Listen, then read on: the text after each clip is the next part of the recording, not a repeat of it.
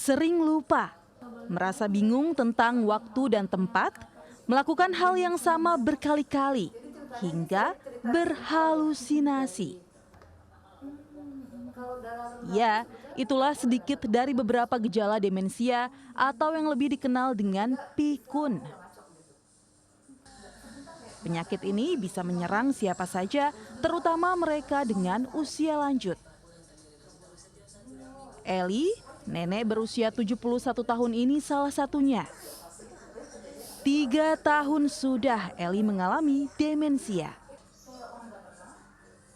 Awalnya nenek Eli mengalami sakit kepala hebat akibat pendarahan otak 13 tahun lalu.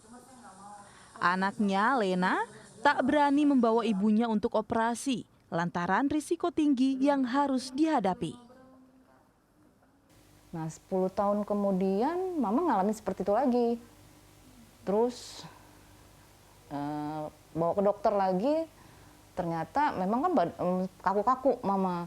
Ternyata dokter bilang juga ini mama mengalami kekurangan natrium. Udah itu juga akhirnya dokter itu bilang, ini mama kamu mengalami ciri-ciri demensia, dia bilang gitu. Udah makan belum? Perlahan nenek Eli menunjukkan gejala lain dari demensia. Tak hanya mengalami gangguan daya ingat sesaat, ia bahkan kerap bangun tidur dengan kepribadian berbeda. Polanya ya seperti kayak anak kecil lagi, gitu. Terus makan juga diaduk-aduk sama dia, gitu kan.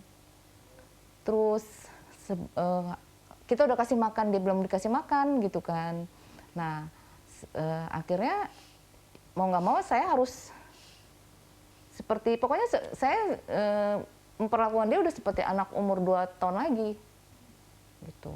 Karena kalau dia makan sendiri nggak bakal mungkin dia bisa makan, gitu. Yang ada cuma dia buat main-mainin, terus atau dia tumpahin, gitu. Baru tidur. Tak hanya berdampak pada kognitif dan sistem motorik, demensia juga menyebabkan penurunan mental penderitanya. Seperti halusinasi yang bisa berujung membahayakan diri sendiri. Tiba-tiba dia keluar tanpa sepengetahuan saya. Dia di sana dia kebingungan mau pulang kemana, dan dia kayak merasa ketakutan. Terus dia teriak-teriak gitu sampai tetangga tahu gitu. Tetangga tahu, nah tetangga untungnya dia tahu itu mama saya gitu. Akhirnya dipanggil, dibawalah pulang gitu kan. Terus saya lihat dia memang dia udah panik gitu, panik banget gitu sampai keluar keringet. Merawat orang tua dengan demensia bukanlah hal mudah. Namun keinginan berbakti pada orang tua membuat Lena mampu merawat ibunya dengan baik selama 3 tahun terakhir. Dia udah sampai mainin, maaf ya, kotoran. Kuncinya sih keikhlasan, kesabaran, itu kunci. Saya banyak belajar sabar itu dari mama. Semenjak 3 tahun ini saya belajar sabar itu. Terus ya itulah sebetulnya dari pihak keluarga ya harus support dari, kalau umpamanya ada di orang tua kita mengalami seperti ini tuh, kita anak-anaknya tuh harus saling support, istilahnya saling mendukung lah untuk bisa ngerawat orang tua gitu kan.